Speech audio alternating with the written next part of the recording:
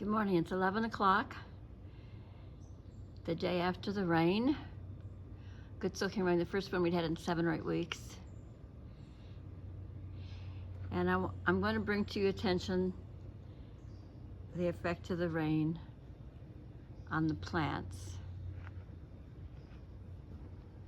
But what I really want to show you is this hanging basket, because I came out here to find out if in the rain, you see I've got about a 3-foot eave here, and I was curious whether these plants had gotten any water with this rain, even though it was in like this. And generally I would say no, but I finger tested them and they do. And in the process of doing it, do you remember how leggy this was? And we cut it back pretty severely. And look at the flower. Will be covered all over with these little blue flowers. Isn't that fun? Yeah. Okay, so the impatiens that can live with their feet in water. So the rain, all the blossoms, they get so heavy. They get so heavy with the rain that they bend over. And would you look at this? I'm gonna have to pull you in. Where can I show you? Okay, so there's still water on the leaves and they're still drippy with water. Can you see that? I know it's 98, 99% humidity, but the plants are still wet from the rain. There's a few drops on here, you can see. But see how it's all bent down? Well, since that's mostly done, I'm going to come out here and, snap them off at the bottom. They snap off really easy. And it's a clean snap, so it's probably, in the best interest of the plant, it knows how to take care of that.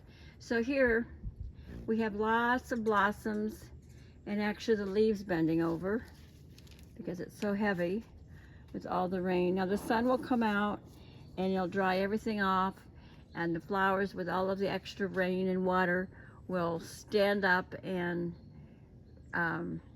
do well again. Now this is amazing. You remember my geraniums were very slow to take off. These were, let's see if we can fix this so you can see better. These were the ones that were stored in the closet with roots, dry roots. And they were slow to take off. Next year I'll make sure I start them in the greenhouse at least 6 weeks in advance to give them a chance, okay? So because I was impatient, I planted some impatiens in here, and those must be 12 inches tall. Look at that. Well, I've been watering and fertilizing too every week.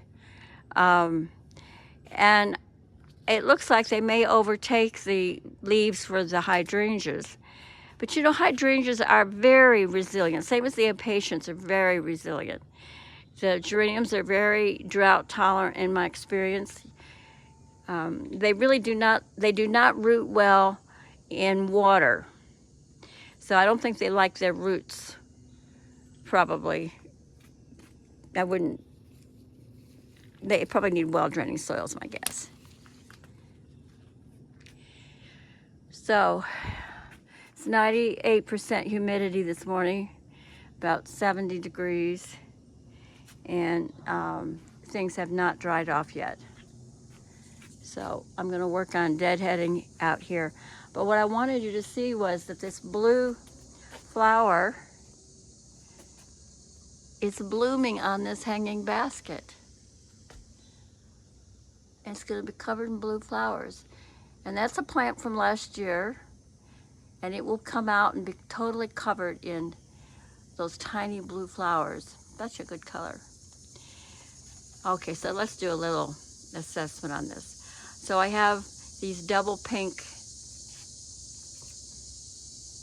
impatiens planted in here. And even though they do very well in shade and dappled sun, I don't know that they're getting enough sun.